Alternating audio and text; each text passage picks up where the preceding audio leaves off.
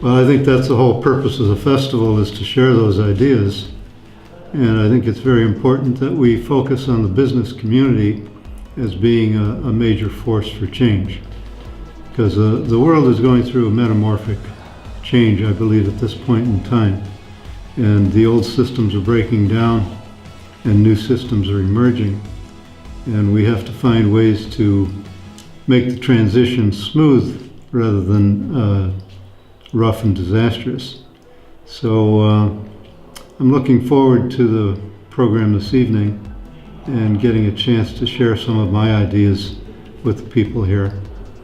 You know, I've been looking at the news over a long period of time and seeing how things are just disintegrating across the board.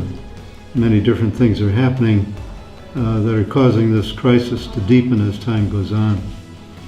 And we have to be ready when it reaches the acute stage to make sure that we have systems in place that are able to take over when the old ways collapse. So I'm hopeful. I think that there's a lot of good things going on, things that are emerging from the business community and from the grassroots that give me cause for hope.